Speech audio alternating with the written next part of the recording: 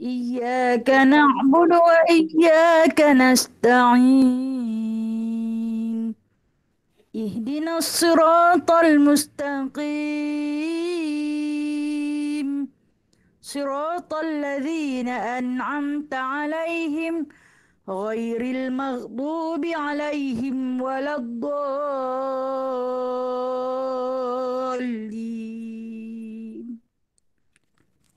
آمين.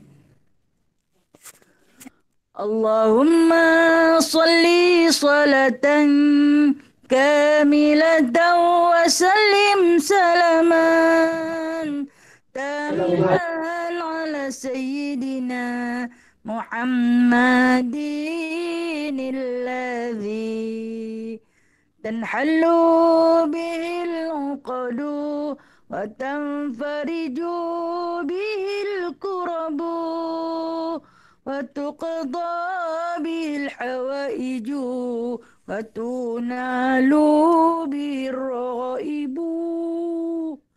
وحسن الخواتيم ويستسقى الغمام بوجهه الكريم وعلى آله وصحبه في كل لمحة ونفس بعدد كل معلوم لك برحمتك يا أرحم الراحمين. بسم الله الرحمن الرحيم. رب اشرح لي صدري ويسر لي أمري واحلل عقدة من لساني يفقه قولي. اللهم صل على سيدنا محمد وعلى آل سيدنا محمد. ربي يسر ولا تعسر، ربي تمم بخير يا كريم. سبحانك لا علم لنا إلا ما علمتنا إنك أنت العليم الحكيم. إنك أنت السميع العليم. إنك أنت التواب الرحيم. أما بعد فيا عباد الله. Wahai sahabat-sahabat ukhuwah muslimah yang dirahmati Allah, yang dikasihi serta dirindui. Alhamdulillah, berbanyak-banyak kita rafa'kan setinggi-tinggi puji dan puja hanya sahaja kepada Allah Ta'ala di atas kurniaannya, kemurahannya, kerahmatannya kepada kita. Hari ini sehari lagi Allah bagi kita pinjam usia. Segala-gala yang ada pada kita, kita pinjam Allah punya. Kita hidup lagi, kita bernafas lagi, kita sihat lagi, kita waras lagi. Terima kasih ya Allah. Nikmat yang tak dapat nak dihitung. Wa in ta'udduha la tuhsuha. Kalau kita nak hitung sampai bila pun takkan habis betapa besarnya nikmat Allah Subhanahu wa taala. Baik. Jadi sebelum kita pergi jauh lagi di dalam surah An-Nazi'at hari ini, sebelum tu marilah sama-sama kita hadiahkan Ummul Kitab, surah teragung, surah Al-Fatihah untuk sahabat kita yang telah pun dijemput oleh Allah Ta'ala pagi kemarin. Masya Allah, sebuah kematian yang cukup indah. Alhamdulillah, saya sempat dapat menziarahi beliau bersama dengan Kak Rosmah. Kematian yang cukup indah, tersenyum sehingga menampakkan barisan gigi hadapan. Subhanallah. Dia diperlihatkan dengan keindahan Raudhatul Jannah. Mudah-mudahan sahabat kita itu ditempatkan bersama dengan orang-orang yang solehah, siddiqin, syuhada. Dan mudah-mudahan daripada kebaikan yang dibuat di dunia ini menjadi asbab untuk dia dihantar ke syurga Allah Ta'ala. Begitu juga kita yang hidup ini, jangan pernah kedekut untuk terus beramal soleh serta menghadiahkan pada mereka yang telah tiada. Al-Fatihah untuk Allahyarhamah Nur Azah binti Abdul Aziz. Al-Fatihah. A'udzubillahi minasyaitonirrajim. Bismillahirrahmanirrahim. Alhamdulillahi rabbil alamin. Ar-Rahmanirrahim. Maliki yaumiddin. Iyyaka na'budu wa iyyaka nasta'in. اهدنا الصراط المستقيم صراط الذين أنعمت عليهم غير المغضوب عليهم ولا الضالين. Amin. Amin, amin, amin, amin ya Rabbal Alamin. Mudah-mudahan Allah Ta'ala menempatkan dia bersama dengan para kekasih-kekasihnya. InsyaAllah Ta'ala. Baik, Alhamdulillah. InsyaAllah kita hari ini akan masuk kepada satu surah yang baru. Yang ini surah yang ke-79. Selepas daripada surah Naba adalah dinamakan surah An-Nazi'at. An-Nazi'at ini sempena nama malaikat yang mencabut. Bukan cabut rumput, bukan cabut pokok, bukan cabut undi, bukan cabut kut. Tetapi di sini yang dicabut adalah nyawa. Nyawa adalah satu makhluk yang Allah Ta'ala pinjamkan kepada kita, yang duduk dengan kita, yang hidup dengan kita, yang bernafas dengan kita, yang merasai dengan kita, yang sebati dengan kita. Itulah kita. Atau disebut dalam satu lagi istilah iaitu roh. Jadi Nazi'at ini menceritakan tentang kepantasan malaikat yang mencabut roh. Malaikat apa? Malaikat ni paling popular. Buat masalah ni lah. Rasanya kita tak pernah dengar lagi mana-mana family, mana-mana ibu yang menamakan anak sempena nama dia. Israel. Semua orang takut nak buat nama. Mikael banyaklah. Mikael sekarang orang buat nama banyak. Nama anak Mikael, nama Adam, nama Ridwan, nama Malik. Tapi Mai Munkar dan Nakir serta Israel, orang takut nak bubuh, no? Nama apa? Anak aku kembar, nama Munkar seorang, nama Nakir seorang. Tak berani sebab apa? Kerja mereka dalam kubur. Begitu juga dengan Israel. Sebab apa? Kerja dia cabut nyawa. Janganlah keras sangat. Kalau orang tua-tua kata dulu panah. Panah tak boleh bubuh. Nama tu. Jibril pun orang bubuh. Gabriel. Tapi yang tiga nama malaikat ni mungkin agak seram. Seram sebab cara kerja mereka. Padahal kalau kita tengok Malik, dia penjaga neraka. Tapi banyak Abdul Malik. Orang bubuh. Hak yang Israel, Munkar dan Nakir tak berani. Tak tahulah. Mungkin ada ukhuwah muslimah dalam ni yang bercadang-cadang nak bubuh nama cucu dia.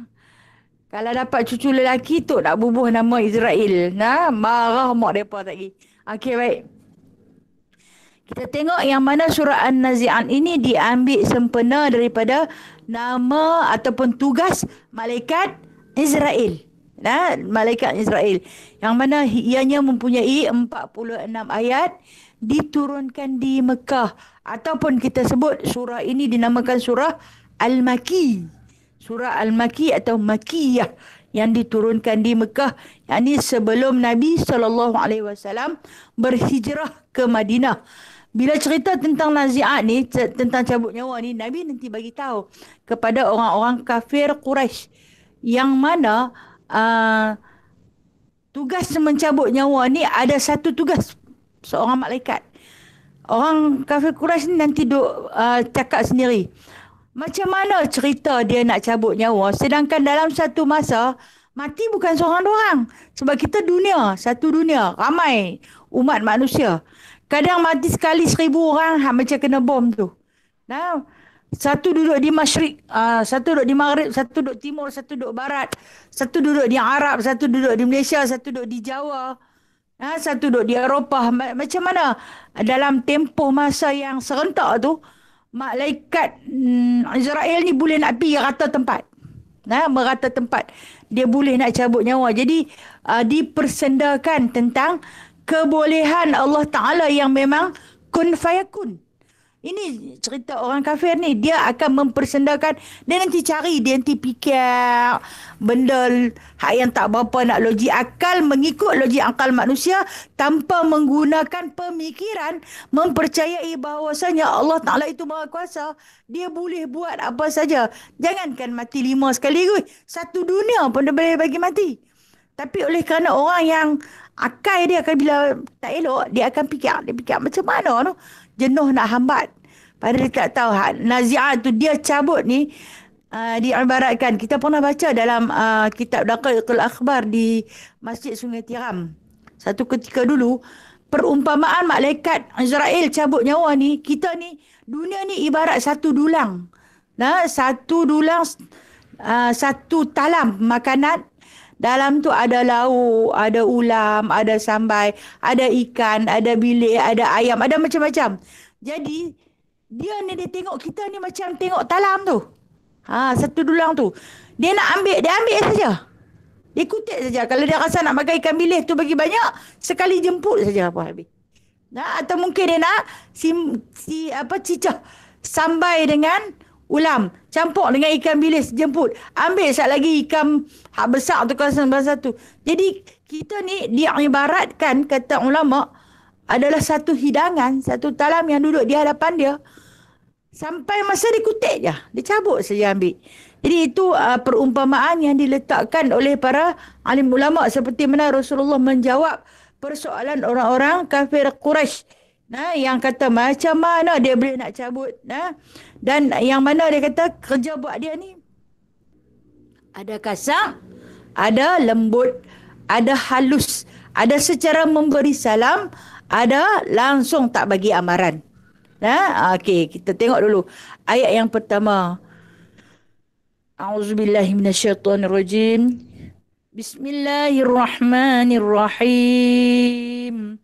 Wan nazi'ati gharqa, wan nashitati nashta, was-sabihati sabha, fas-sabiqati sabqa, fal-mudabbirati amra. يوم ترجف الراجفة تتبعها الرادفة قلوب يومئذ واجفة أبصارها خاشعة يقولون أئنا لمردودون في الحافرة أئذا كنا عظاما نخرة قالوا تلك إذا كرة خاسرة فإنما هي زجرة واحدة فإذا هم بالساحرة. Kita berhenti dekat tu dulu ayat yang ke-14. Ayat dia tak panjang, pendek-pendek. Pendek-pendek walaupun ada mempunyai 46 ayat tapi mudah dihafal. Mudah dihafal. Senang ingat, mudah lupa. Mudah dihafal, senang ingat, mudah lupa. Ni nasihat. Kita apa? Sekali baca, dua kali baca, senang. Tapi sat lagi nak ingat dia sebab dia, kalau kata kami dulu panggil ayat ni seketok-seketok ni, jenuh ni. InsyaAllah. Kita yang ajak diri kita nak buat kebaikan. Jadi minta pada Allah, aku nak buat baik. Ya Allah, tolonglah. Tolong tunjukkan jalan pada aku. Kalau hari ni ayat tu pendek-pendek, apa lah sehari dua. Hari ni ambil wan nazi'ati gharqa wan nashitati nashta. Dapat dua. Esok tambah lagi dua. Sebelum mula kuliah tu, tambah lagi dua. Alhamdulillah. Baik. Kita tengok yang dimaksudkan daripada tafsir An-Nazi'. An-Nazi'an. Maksud An-Nazi'an ni cabut ni dengan, saya bagi tak awal tadi, cabut ni dengan berbagai cara. Kita cabut pokok. Kita cabut rumput. Orang yang duduk di atas tanah ni, adalah rumput-rumput. Kalau yang halus, cabut secara halus. Mungkin menggunakan dua anak jari dia bila dia cabut. Kalau yang kasar sikit, tengok dia punya akak dia kuat tu, dia guna dengan kelima-lima anak jari dia. Kalau yang macam besar batang nyok tu, dia tak guna 5 anak jari dah. Dia guna dengan mesin. Itu perumpamaan mencabut nyawa. Perumpamaan mencabut nyawa. Macam tu dulu juga kita. Kalau kita tengok kanak-kanak yang mati kecil-kecil tu, sakit tak? Sakit tak? Kecil lagu cara kecil. Kesakitan yang dia tanggung lagu cara kecil dia. Namun sakit pada kematian tu tetap terasa. Pun kerja dia juga. Walaupun janin yang di dalam kandungan ibu pun kerja dia juga. Kerja siapa? Malaikat Israel yang ditugaskan sebagai mencabut nyawa demi yang mencabut dengan cepat. Allah Ta'ala kata gharqa ni sepantas kilat, sekelip mata. Kalau dah dia kata dah sampai masa tu kita nak mati, nescaya dia takkan terlewat walaupun satu saat, tercepat walaupun satu saat. Tetapi dia tepat dengan waktunya dia datanglah kepada kita. Sebab tu ada seorang sahabat Rasulullah ni, dia ni punya takut mati. Bila mana dia nak keluar rumah, dia rasa macam dia nak berjalan ni tak berapa nak pergi. Sat lagi kalaulah aku mati kok jalan ni susah. Patah balik lah. Sampailah isteri dia pergi jumpa dengan Rasulullah, kata, susah kawan ni ya Rasulullah. Bila kita ajak dia pergi ke mana-mana, tak maulah sat lagi kita kok mati kok jalan. Sampai kepada tahap tu Rasulullah jumpa dia, Rasulullah menasihati dia bahawasanya kalau kata malaikat ni dia nak cabut, dia tak kira atas mana pun duduk, kita lah yang duk minta dah. Allah makhtim alaina ya Allah bihusnil khatimah, dengan sebaik-baik kematian. Mintalah kalau kata dia nak mai jenguk kita pun, biarlah kita tengah belajar ilmu. Kalau dia nak mai jenguk kita, nak mai tarik kita pun, biarlah kita tengah sembahyang ke, biar kita tengah baca Quran, biar kita dalam keadaan kebaikan. Siapa tak mau mati dalam keadaan kebaikan? Ini kerja nazi'at. Minta pada Allah. Allah yang menyempurnakan. Malaikat Israel ni dia buat saja tugas dia. Dia hanya sekadar menjalankan tugas yang diperintahkan oleh Allah Ta'ala. Apabila sampai pada masanya kita dijemput, kita dipanggil pulang ke rahmatullah. Saat dan ketika itu tidak ada satu benda yang dapat kita bawa untuk dipersembahkan kepada Allah Ta'ala dari segi harta dunia, melainkan amal yang soleh yang bakal kita bawa, serta doa-doa yang memberi manfaat daripada apa yang kita kerjakan. Menyedari keadaan ni, kita walaupun kita tak baik mana, kita cuba berusaha untuk melakukan kebaikan. Kalau kita tengok di dalam grup ukhuwah muslimah, macam-macam kutipan demi kebajikan, sentiasa penuh saja. Sentiasa ada berlumba-lumba. Ukhuwah muslimah ni saya kata fastabiqul khairat. Orang yang berlumba-lumba untuk melakukan kebaikan. Dan yang mana kadang-kadang tu sifat baik mereka diambil kesempatan oleh orang lain. Perkara ini jangan bimbanglah kalau kita ditipu pun, Allah tahu niat baik kita. Sekalipun kita ditipu, kadang-kadang kita bagi, tengok-tengok dia tak buat pun, dia buat benda lain, dia guna ke arah lain. Jadi niat baik kita, apa yang kita belanjakan itu telah pun dikira oleh Allah Ta'ala. Baik, kembali kita kepada mencabut. Kisah malaikat Israel yang mana diperintahkan oleh Allah Ta'ala mencabut. Ada yang dicabut dengan kuat. Contoh Rasulullah sallallahu alaihi wasallam bagi. Kepada orang kafir, kata baginda sallallahu alaihi wasallam, dicabut nyawa mereka itu dengan rentapan. Dikirimkan para malaikat, bukan seorang, tetapi ada yang kata 10. 10 malaikat yang akan dikirimkan, ada yang kata 6. Ada yang kata 4. Wallahu a'lam mana satu yang betul. Tapi di dalam kitab-kitab surat diceritakan bahawasanya apabila diperintahkan seorang hamba itu dicabut nyawanya, maka akan turunlah malaikat dari langit menduduki kepada satu-satu jasad itu. Lantas diperintahkan oleh Allah, suruh cari dulu rezeki dia. Dah lepas habis cari, dia kata tak ada. Hari ni tak ada rezeki dia.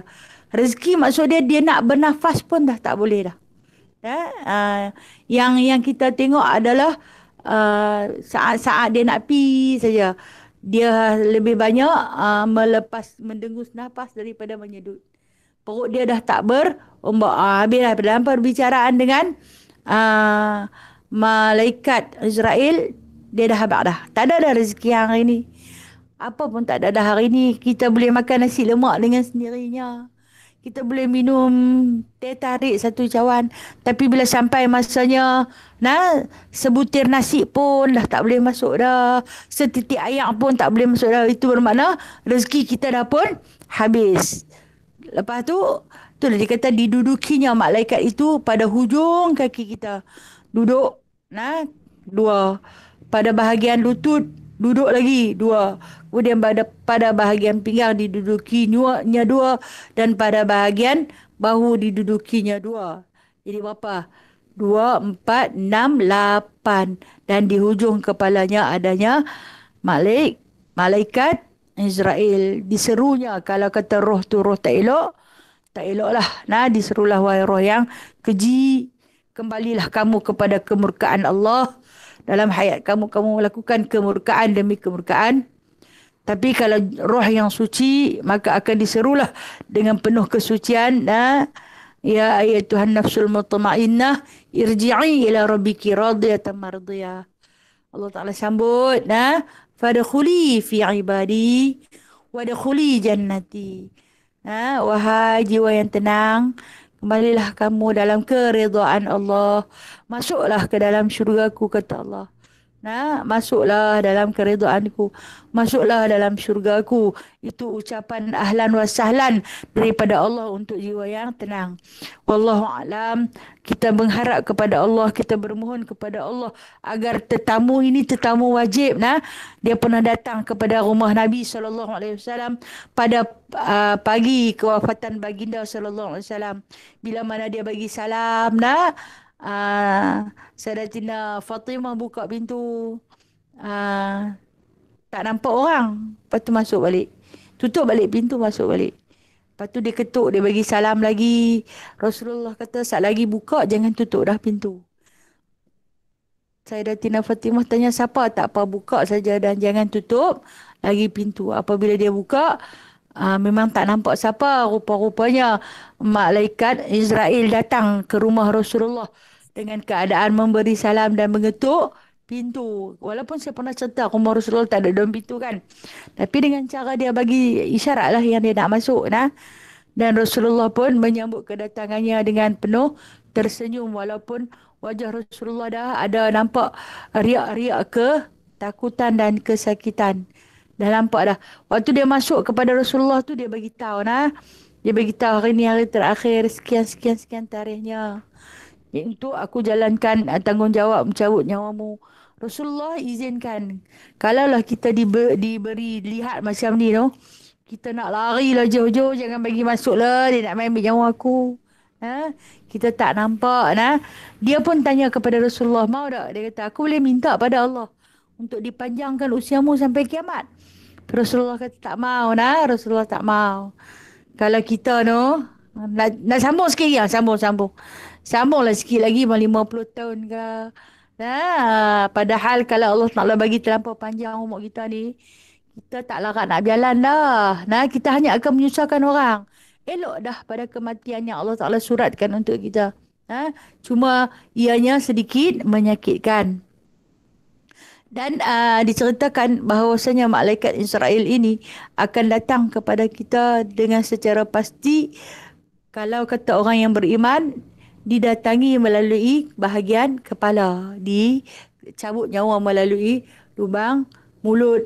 Ada yang lubang ubun-ubun. Dicabut melalui ubun-ubun kita. Kan? Ubun-ubun. Hak baby yang duk bergerak. Nyuk tu. Ada yang dikatakan melalui mata. Wallahu alam. Jawapan yang pasti, dia pasti datang. Cuma cara dicabutnya, cara direntapnya berbeza-beza. Kita mintalah pada Allah Ta'ala cabut elok-elok di antara untuk memudahkan roh keluar daripada jasad. Pesan Nabi SAW, selalulah beramal bersugi dengan kayu arak. Bersugi dengan menggunakan kayu arak. Kayu sugi itulah di antara asbab untuk memudahkan keluarnya ruh daripada jasad. Allah tak tahu nak cerita, tak boleh nak gambarkan kesakitan ni kita semua bakal hadapi. Cuma mohon pada Allah Ta'ala, janganlah sakit sangat. Buatlah sepaling lembut. Rasulullah pun mengaduhai sakit. Rasulullah pun sakit. Waktu dia bagi tahu, dia bagi tahu kepada Fatimah, ya Fatimah, sakarat ni sakit. Dia bagi tahu, dia kan tidur di atas riba Aisyah. Sakarat ni sakit, dia kata sakit sangat. Itu kekasih dengan kekasih. Apatah kita ni yang kita mengaku kita berkasih dengan Allah. Dalam tempoh kita berkasih dengan Allah, kita juga mengkhianati janji kita dengan Allah. Tak kala kita leka melakukan maksiat dan kejahatan. Dan kemudian Allah Ta'ala sebut وَالنَّشِطَ تِنَشْطَ. Ni rupanya Nazi'at tu cerita pasal malaikat Israel. Nashita tinashta ni, dan yang selalu berpindah-pindah. Malaikat mana yang rajin pindah ni? Malaikat mana yang rajin duk pindah-pindah ni? Baik, nashita tinashta ni, ulama-ulama mufassirin mentafsirkan nasyid ni yang rajin pindah merata. Malaikat Mikail. Okey. Apa tugas malaikat Mikail? Membawa rezeki. Kan? Kita orang Mikail yang suka lah. Dia pun timbul nama Mikail. Panggil Mika. Mika pun Mika lah. Okey.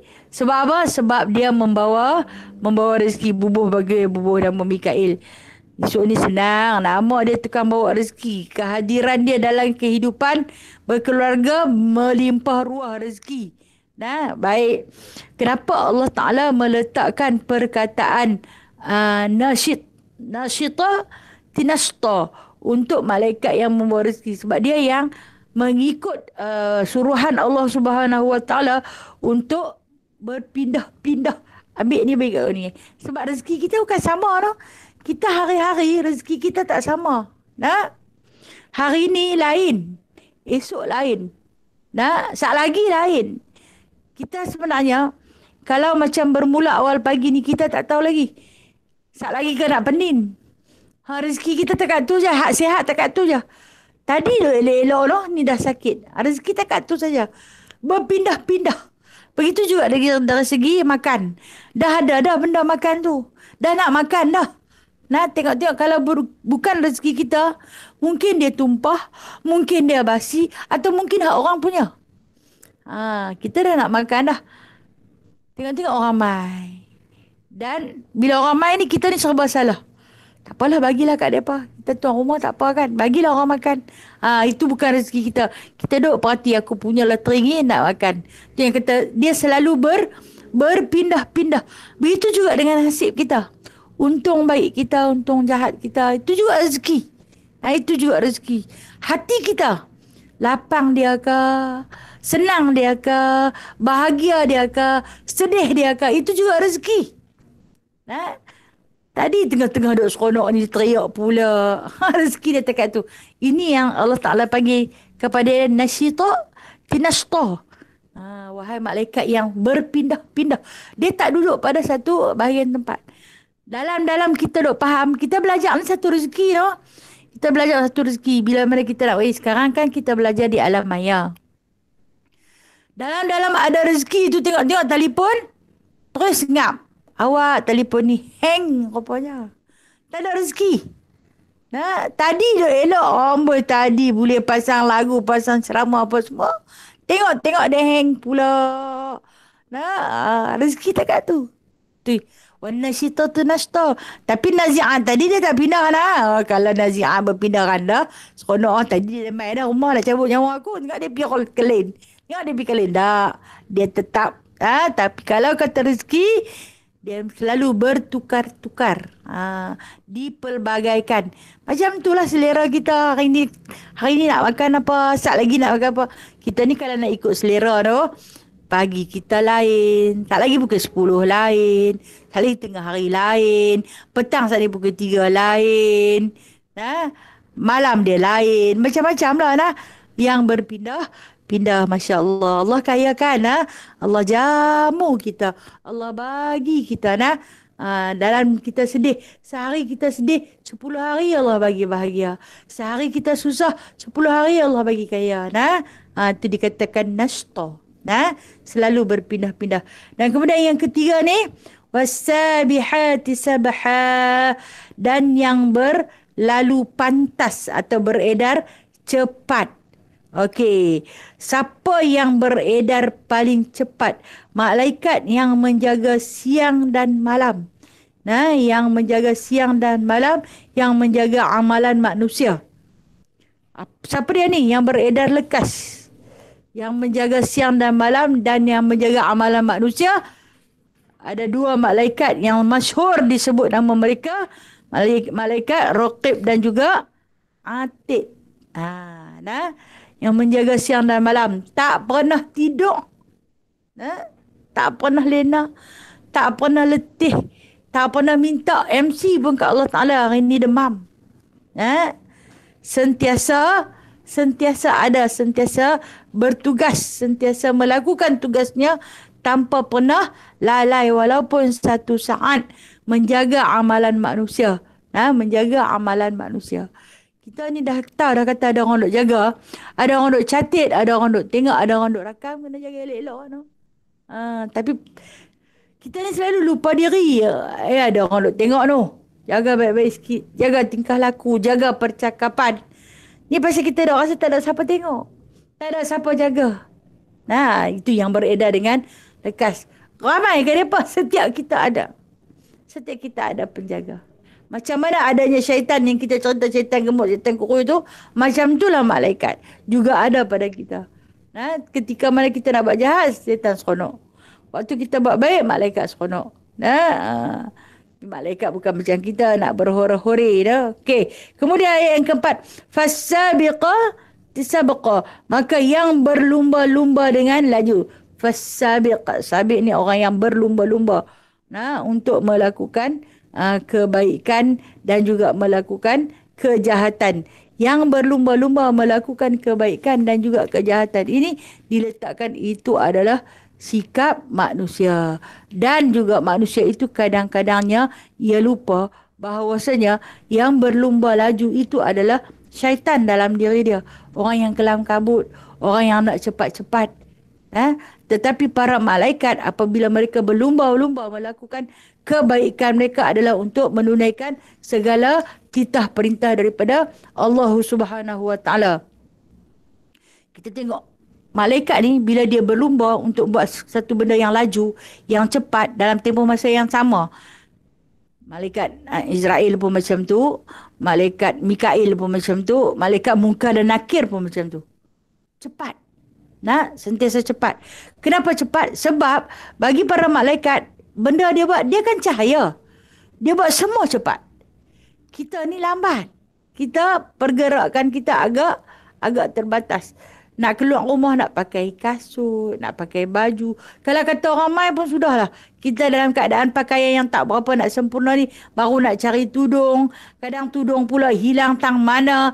Kadang baju tak berapa nak sempurna. Ada saja nanti sat nak ada nanti sat nak nanti sat. Tunggu sat baru nak jengoi keluar. Tetapi bagi para malaikat yang sabiqat sabqa ni, perlumbaan mereka cukup laju dan pantas. Walaupun tempoh masa mereka duduk begitu panjang. Sebab kalau dalam Al-Quran kita tengok Allah Subhanahu Wa Taala ada menyebut di dalam Al-Quran. Kalaulah tak silap saya, surah Sajadah. Fi yaumin kana miqdaruhu alfasanatim mimma ta'udun. Surah Sajadah kan? Fi yaumin kana miqdaruhu alfasanatin mimma ta'udun, kata Allah Ta'ala. Perkiraan cepat tak cepatnya kita di dunia ni alfasanah, 1000 tahun. Tetapi di akhirat sehari. Lamanya sehari bersamaan dengan 1000 tahun. Sehari di akhirat bersamaan dengan 1000 tahun. Malaikat ni punya pantas, kerja buat depa tu. Kira kita di sini 1000 tahun dah buat kerja. Mereka sana baru sehari. Punya cepat. Punya laju. Bagi manusia yang seperti kita memang lambat. Kita berjalan lambat. Makan lambat. Bukan boleh duduk polok banyak-banyak. Nah. Dia lekat. Bukan boleh minum kelang kabut. Kita minum, kita guna cawan. Pun satu step.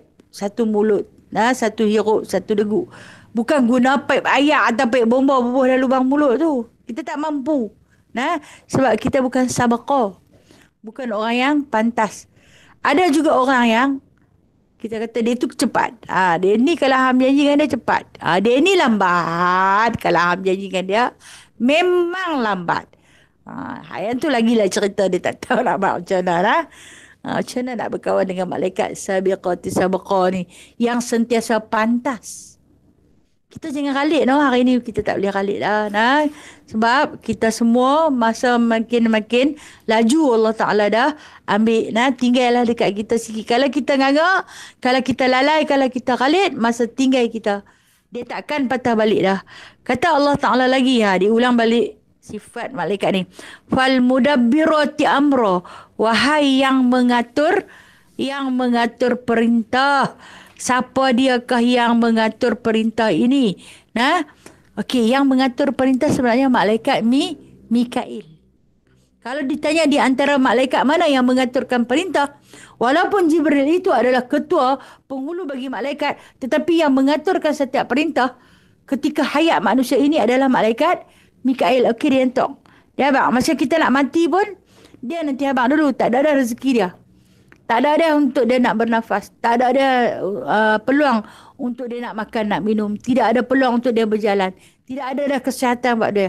Maka diperintahkan agar malaikat nazi'at cabut saja nyawa dia. Sebab apa? Sebab dah habis dah dia. Dah habis dah setakat hari ini saja. Itu yang dikatakan malaikat yang mengatur perintah. Fal mudabbirati amra. Kalau gitu kena buat baik dengan dia. Kita ni manusia sebab kita tak nampak tu. Kalaulah kita nampak para malaikat ni, kita jadi jahat. Kita nak sogok, kita nak bayar, kita nak jack dia. Kawan tuan kena baik-baik. Dia tukang bawa rezeki. Kemudian dia yang akan mengaturkan. Suruh cepat ke, suruh lambat ke. Dia akan mengaturkan perintah untuk malaikat nazi'at si pencabut ini mencabut lebih kuat lagi. Dia ni bagus. Dia kata, yang ni bagus. Tarik nyawa dia pelan-pelan. Tapi kita tak nampak. Kalau kita nampak, itulah kejahatan yang ada dalam diri kita. Wa na'udzubillah. Wa a'yadzubillahi min dzalik. Minta lindung daripada Allah. Daripada sifat macam tu.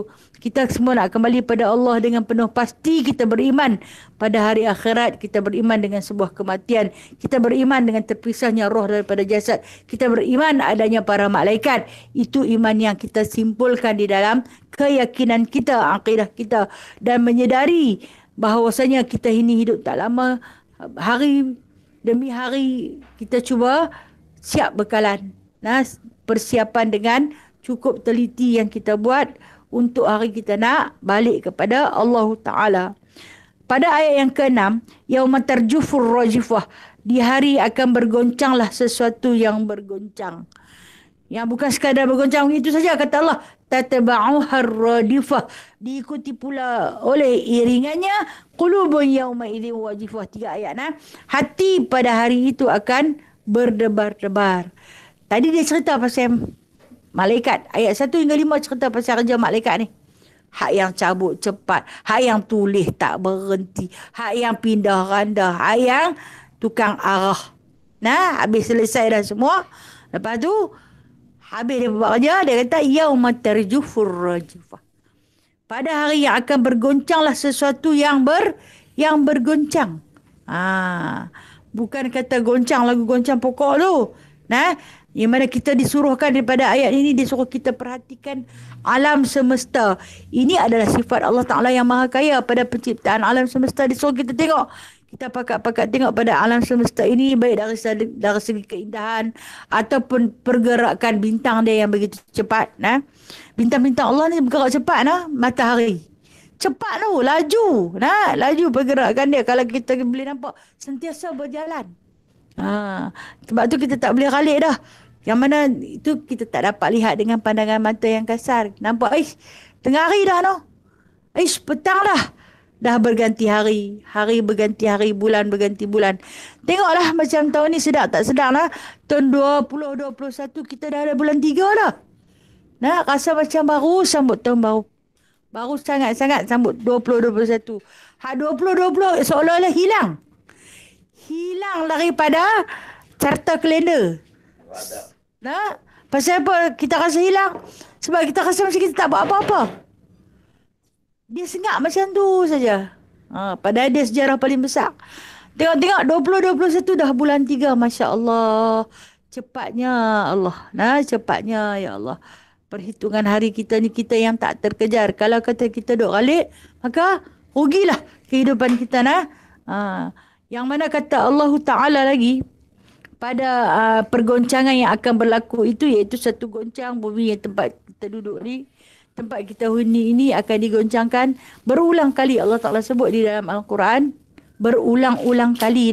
Termasuklah surah yang paling masyhur yang selalu kita baca, Idza zulzilatil ardu zilzalaha. Bumi digoncang dengan segoncang-goncangnya. Kita ambil satu balang, kita bubuh kuih raya dalam tu, kita goncang. Sat lagi jadi apa? Jadi sagun. Sat lagi jadi sagun. Jadi halus. Sebab apa? Goncang dengan segoncang-goncangnya. Bukan dengan lembut, tetapi digoncang dengan begitu keras. Kerja ni kerja siapa yang tukar nak goncang bumi ni? Kerja Allah. Dengan hanya satu perintah. Diikuti pula dengan iringannya. Yang disebut, apakah yang dimaksudkan diikuti dengan iringan goncangan yang amat dahsyat itu? Mengikut tafsir daripada Ibnu Abbas, goncangan 2 kali. Ialah permulaan kehancuran bumi dengan datangnya kiamat kubra. Mula tu dia bagi satu gempa, goncang. Kemudian dia akan datang lagi satu gempa, goncang yang amat dahsyat, diikuti dengan tataba'u harradifah, diikuti dengan kiamat kubra. Habis. Habis. Dan ketika itu tu yang dikatakan akan dilimpahkan laut daripada dalam perut bumi itu, akan dikeluarkan api daripada langit. Fa idzan syaqqatis sama'u fakanat sawardatan kadian. Apabila langit itu dibelah, maka akan kelihatanlah ia seperti wadatan kedihan.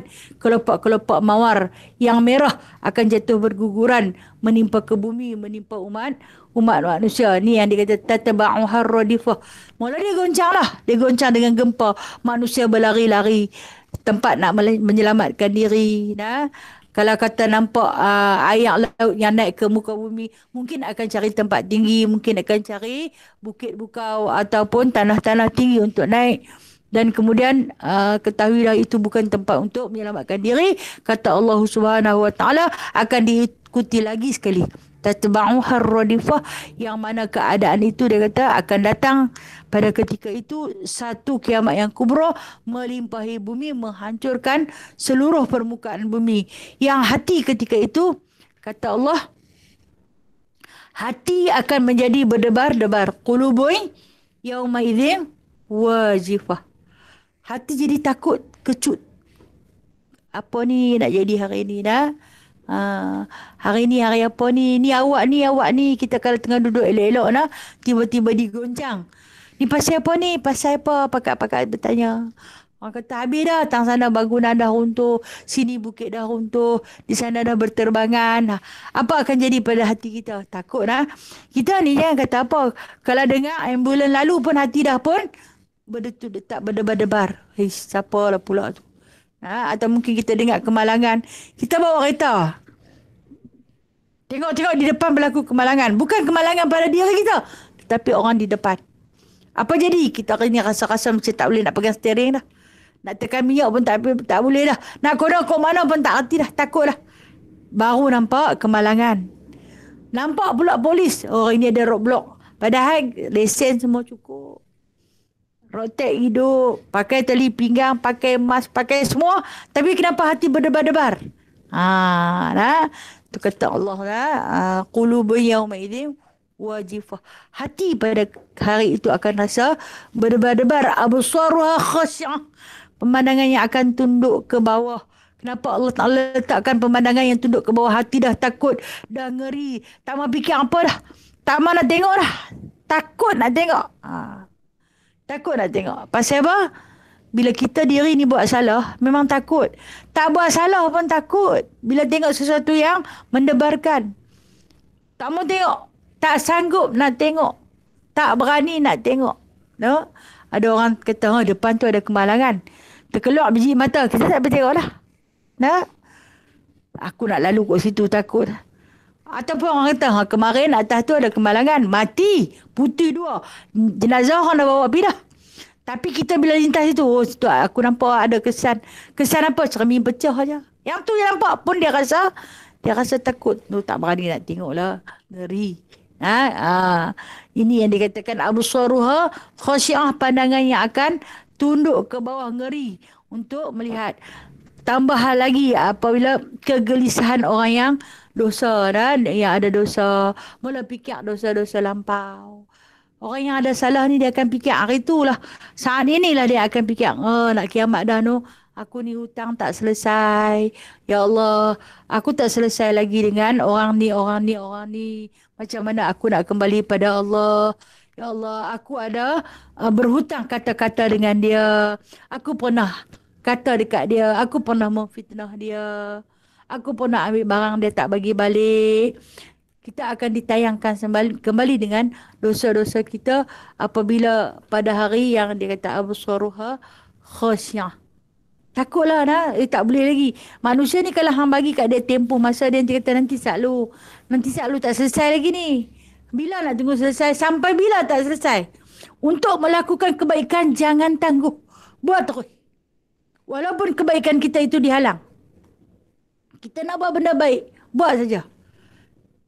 Kita nak buat satu-satu perkara, memang kita kena bagi tahu.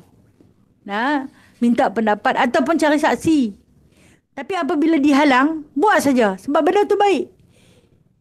Benda tu baik, buat saja. InsyaAllah, kebaikan tu akan menuruti dan menghapuskan segala kejahatan. Itu kita manusia. Jangan tangguh. Walaupun sekecil-kecil benda baik, jangan tangguh. Buat saja. Jangan, nantilah. Sat lagi lah kot. Nanti aku baru duk ingat. Hang buat dah. Lambat.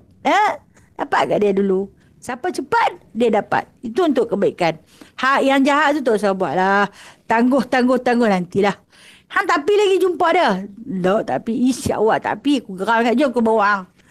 Tak payahlah duk bising-bising. Buat apa? Biar pi lah kat dia. Kalau untuk kejahatan tu tangguh. Biar sampai dia lupa. Sebab kita tak mahu macam ni lah. Bila dah jadi perkara ni, dosa ni akan bertapuk-tapuk. Bila dah mai kepada hari absar wa khasyah ni, baru teringat, aku ada buat salah kat dia. Aku tuduh dia benda yang dia tak buat. Aku kata kat dia begini. Yaquluna inna lamarduduna fil hafirah. Mereka akan berkata, apakah sesungguhnya kita akan dikembalikan sesudah berada pada lubang kubur. Yang ni cerita dia orang kafir. Mereka akan bertanya, yang ni lah. Mereka akan tanya, kalau mati esok ni kami nak balik mai tak? Mati esok ni kami nak balik mai tak? Tak balik dah. Kita duduk hari ni takkan kembali lagi.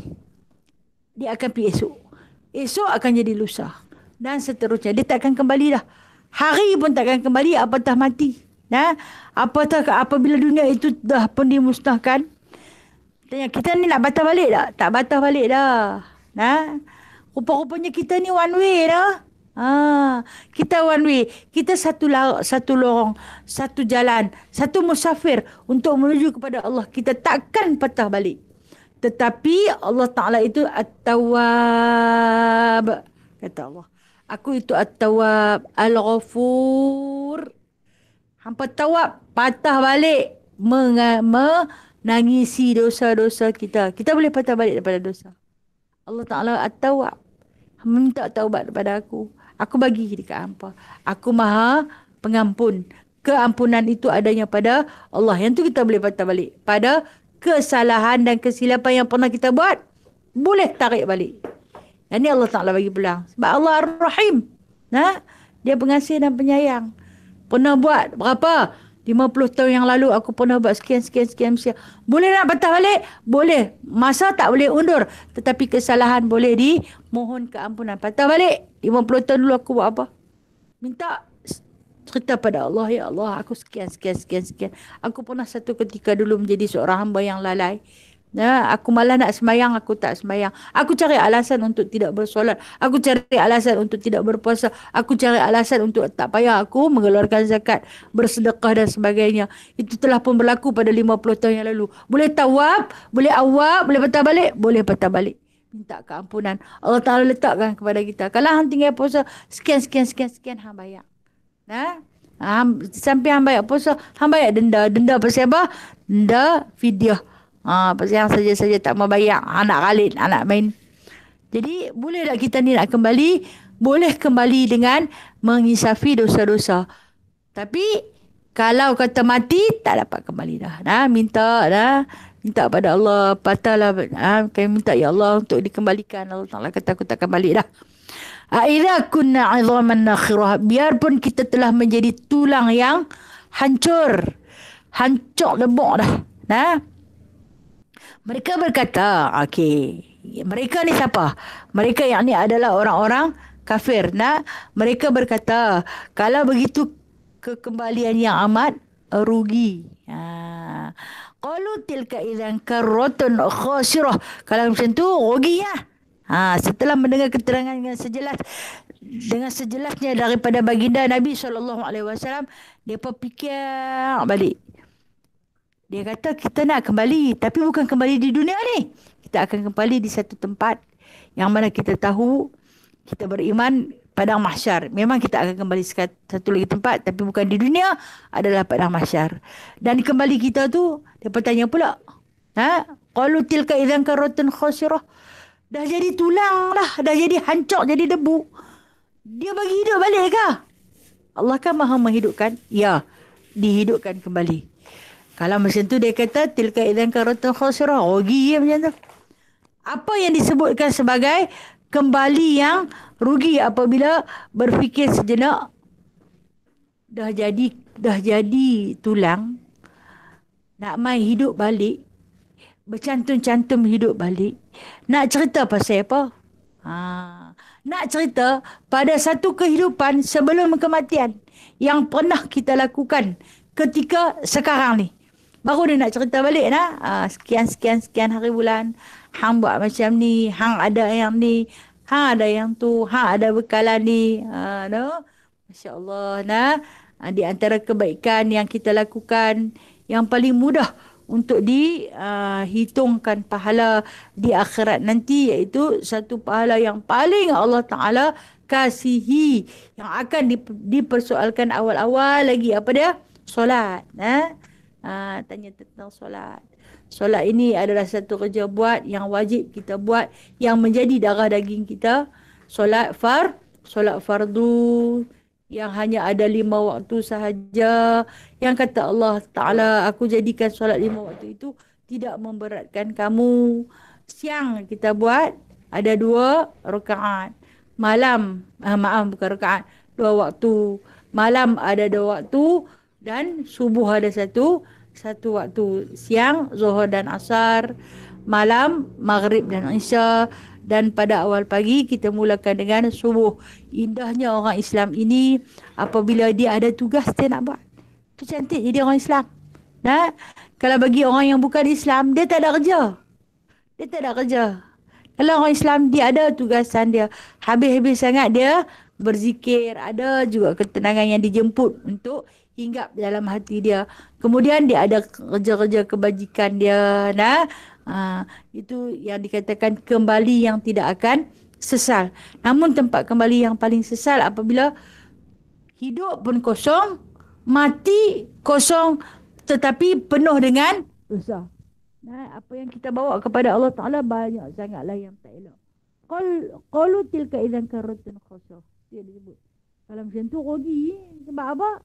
Sebab tak nak buat awal-awal. Macam kita nak masuk peperiksaan. Kalau orang hak yang pulun membaca, pulun ulang kaji, belajar, tuition dan sebagainya, Dia masuk periksa. Walaupun dia sama takut dengan orang lain yang tak belajar tu. Tapi insya-Allah dia boleh jawab. Tapi kalau belajar pun tak mau, pergi sekolah pun tak mau, ngaji pun tak mau, apa pun tak mau, tak masuk juga periksa. Nah, ambil periksa, ambil semua periksa dia ambil. Tapi lagu tu, nah, dia masuk lagu dia. Oh, gila. Memang rugi. Rugi masa. Nah, rugi keputusan, rugi amalan, rugi segala-galanya. Dia tahu bila datang begini tu, dia berkata, kalau macam tu rugilah kami. Fa'innama ya zajratun wahidah. Maka sesungguhnya hal itu hanyalah pekikan sekali. Kata Rasulullah nak takwilkan ayat ni. Kata Rasulullah, bukan susah Allah Ta'ala nak bagi lingkup dunia ni. Bukan payah Allah Ta'ala nak bagi binasa dunia ni. Ha? Hanya dengan satu pekikan. Pekikan ni apa? Tempikkan. Dan ulama mufassirin Ibnu Katsir mentafsirkan bahawasanya yang dimaksudkan dengan pekikan di sini, apa dia? Tiupan singkakala. Dengan satu pekikan sahaja. Maka katanya faidahum bisahirah.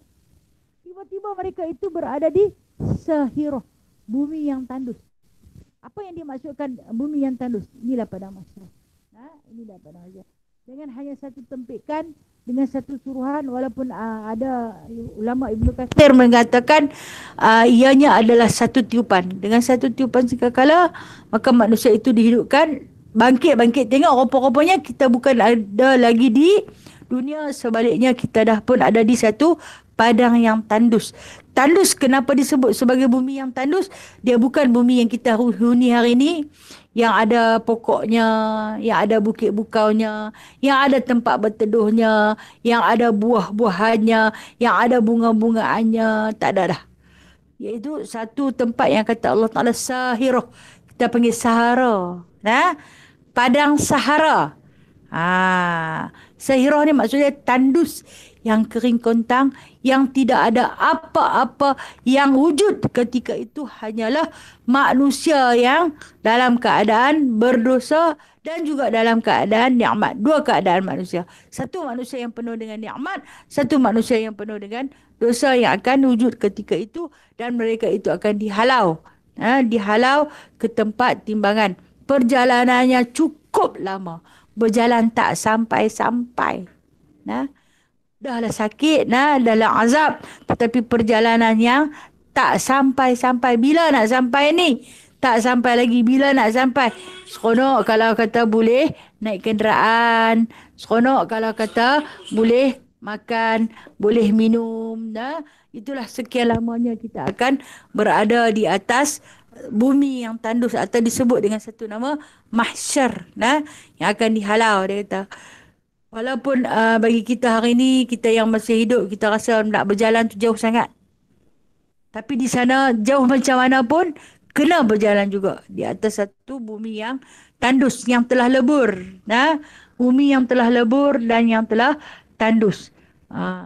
Jadi itu hal ehwal keadaan kiamat yang Allah Ta'ala ceritakan. Permulaan kiamat yang Allah Ta'ala akan ceritakan kepada kita satu persatu di dalam setiap surah.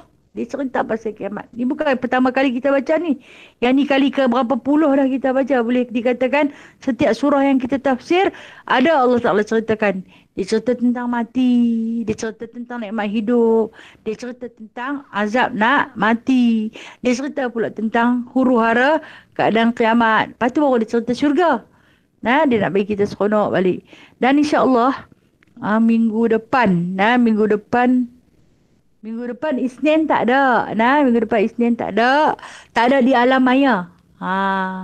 Sebab saya diminta untuk melakukan kuliah secara bersemuka di Dewan Teluk Kumbak.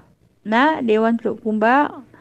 Kitab Penawar Bagi Hati. InsyaAllah saya dapat tahu usaha daripada Ustaz Nasir, Kak Rosma Haji. Mereka akan buat juga Google Meet untuk sahabat-sahabat yang jauh. Kita tahu dalam grup kita ni ada yang duduk di Melaka, ada yang duduk di Kuala Lumpur, di Putrajaya, di Kulim, ada duduk di Permatang Pauh.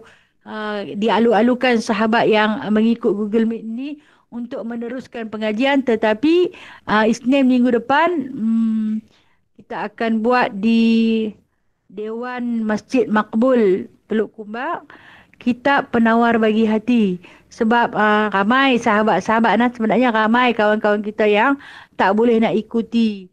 Apabila jumpa ni pakak-pakak mengadu dekat saya rasa kesian sangat dan rasa bertanggungjawab apabila dia kami tak kerti nak buka, kami tak kerti nak kaih-kaih, kami tak kerti nak tekan-tekan. Kesian kesian, rasa kesian sangat-sangat.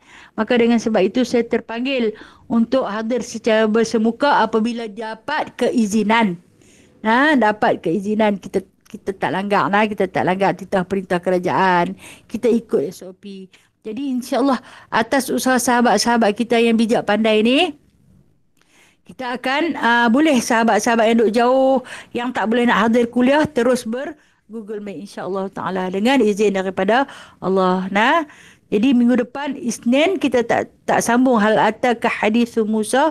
Mungkin Isnin lagi sekali kita akan sambung cerita tentang Nabi Musa dan Firaun. Banyak cerita tentang Nabi Musa dan Firaun.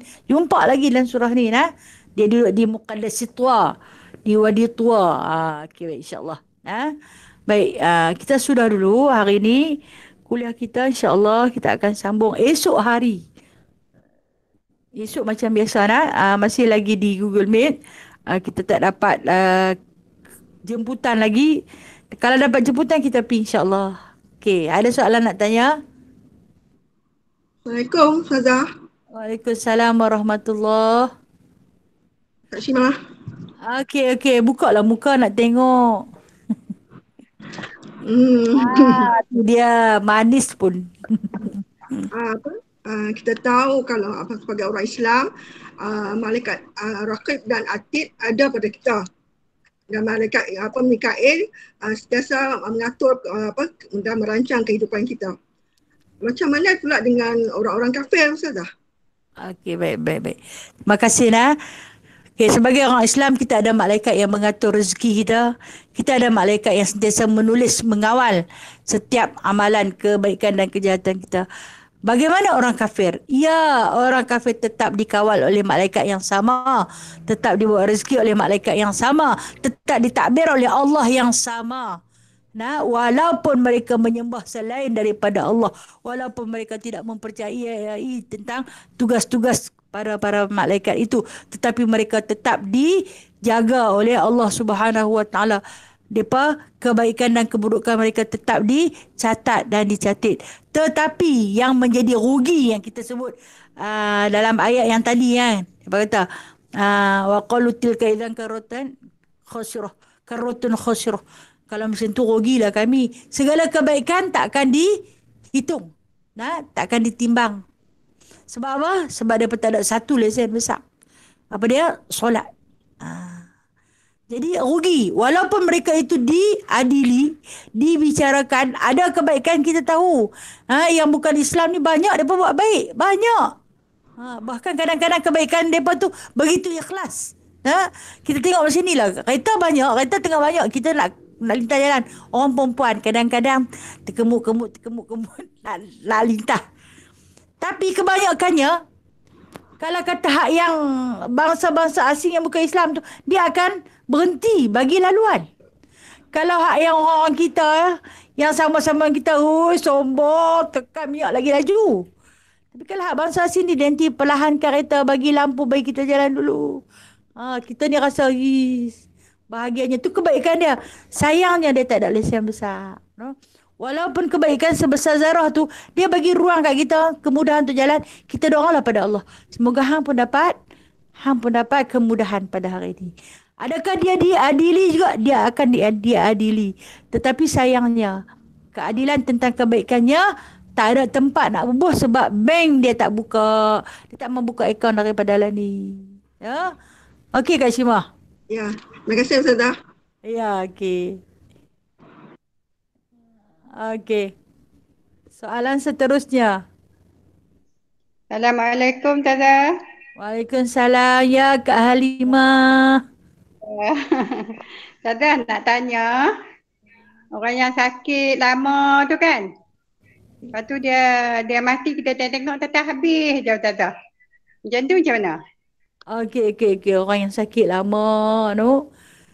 Sakit Ya. lama ni, orang yang sakit lama ni sebenarnya setiap hari kesakitan dilalui dengan kifarah dosa. Kita ni bila kita Hmm. sakit, no, setiap detik yang berjalan, setiap saat yang kita redha dengan kesakitan, dia melalui hari dia dengan dikifarah dosa. Pipi tengok tak ada dah. Masya Allah. Bila sampai selesai Allah Ta'ala bicarakan, habis Allah Ta'ala gugurkan dosa dia, maka dijemput kembali ke rahmatullah. Kita terus bersangka baik dengan Allah. Matinya dalam husnul khatimah. Selepas lama Allah Ta'ala bicarakan dia. Itu dia dengan Allah lah, no. Dia sakit, kita tak Ya. tahu apa lah. Dia kata dengan penuh redha. Nah, baik tu, no. Baik. Satu kebaikan dibimbang kalau mati terkejut ni, kita takut sangat ni, no. Ya, Ha, ya. kalau kita duk sakit tu, ni peringatan Allah hantar ni, Allah bagi sakit, no. Ni nak mati dah kan. Tapi bimbang kalau hak yang tak sakit tu, no. Ya.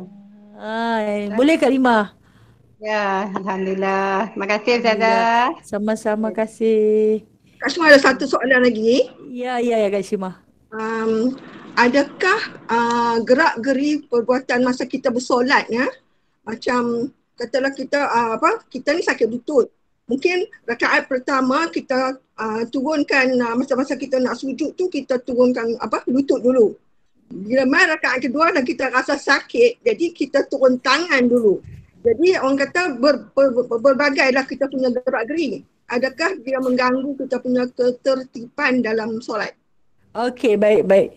Harap sahabat-sahabat semua clear dengar. Tentang pergerakan dalam solat, kan. Contoh yang Kak Syima bagi, nak turun ketika mana nak sujud. Kita sakit lutut.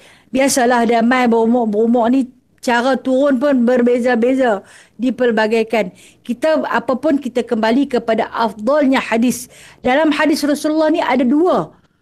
Satu diriwayatkan oleh Aisyah, satu lagi diriwayatkan oleh Anas bin Malik. Aisyah kata, aku tengok Rasulullah selalu turun, dia akan turun tangan dulu. Kata Anas bin Malik, Rasulullah akan turun lutut dulu. Mana paling afdal? Kedua-duanya afdal. Kemudian persoalannya, macam Kak Syamah bagi tahu, kita ni sakit lutut. Kita beramal mungkin dengan satu hadis yang kita turun lutut dulu. Tiba-tiba lutut tu yang rekaat pertama sakit. Sat lagi rekaat kedua tak boleh dah dengan lutut. Kena dengan tapak tangan. Jadi dia ada dua gaya lah. Dia ada dua gaya. Adakah cara solat kita itu mengurangkan tata tertib kita di dalam solat? Tak kurang. Tak mengurangkan tata tertib kita. Orang kata kalau kata markah tak kurang lah. Sebab kedua-duanya itu bersangkut dengan dua hadis Rasulullah yang mana afdal turun dengan lutut dan satu lagi afdal turun dengan tapak tangan. Bergantung kepada kebolehan kita yang mana satu. Adakah kita beramal dengan dua-dua hadis? Kita ingat, ni mai rakaat kedua ni tak boleh nak turun lutut dulu, tangan dulu. Tapi ada Rasulullah turun dengan tangan dulu. Nah, Aisyah kata boleh, afdal turun dengan tangan dulu. Hak tadi pasal dengan lutut. Hak itu boleh dengan lutut. Ni tak boleh dah. Nah, jadi adakah mengurangkan tertib? Tak kurang. Nah, insyaAllah. Ya baik, ada siapa tu? Asal kah? Panggil saya kah tu?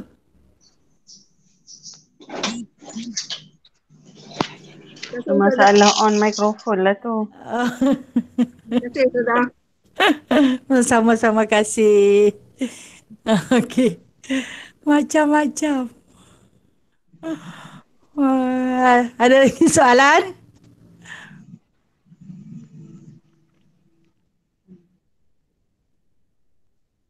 Tak ada dah, no? Tak ada dah. Alhamdulillah dah. Saya mohon ampun dan maaf di atas segala kekurangan yang terdapat pada diri saya. Yang baik itu Allah punya. Yang kurang, yang lemah, yang tak betul, yang tak cukup, itulah saya. Sekali lagi saya mohon ampun dan maaf. Nah, InsyaAllah panjang umur kita akan kembali berkuliah. Di mana insyaAllah minggu ni hari Jumaat. Kita Jumaat tak ada Google Meet. Kita Jumaat tak ada Google Meet. Tapi mungkin sahabat kita yang bermurah hati dia nak buat juga. Jadi Jumaat ni kita di Masjid Umar Abdul Aziz Batu Mahu. Masjid Umar Abdul Aziz Batu Mahu. Selepas setahun kita cuti. Di sana insyaAllah. Alhamdulillah kita rasa-rasanya Allah Ta'ala mungkin nak bagi peluang untuk kita kembali bersemuka. Kalau ditanya kepada kita, belajar dalam Google Meet dengan belajar di surau atau tempat pengajian mana yang terbaik? Tepuk dada tanya iman. Tepuk dada tanya iman. Tapi kalau kita pi sebab ilmu ni kena tuntut, kena keluar cari pahala banyak lagi lah. Nah, bukan saya kata duduk depan ni tak baik. Bukan. Tapi kalau kita keluar cari pahala lagi banyak. Nah, wallahu a'lam. A'udzubillahi minasyaitonirrajim. Bismillahirrahmanirrahim. Alhamdulillahirabbil alamin hamdan katsira hamdan yuwafi ni'amahu wa yukafi'u mazidah. Ya Rabbana lakal hamdu kama yanbaghi li jalali wajhikal karim wa 'azimi sultanik. Allahumma ahyina bihayatil ulama wa amitna bimauti syuhada wa ahsyurna bizumratil awliya wa adkhilna jannata ma'al anbiya'i alaihimus salatu wassalam. Ya musabbibal asbab, ya fatihal abwab, ya sami'al aswat, ya mujibad da'awat, ya qadiyal hajat. Ij'alna minan najihin. Wa sallallahu ala sayyidina Muhammadin walhamdulillahi rabbil alamin. Taqabbalallahu minkum. Terima kasih Ustazah.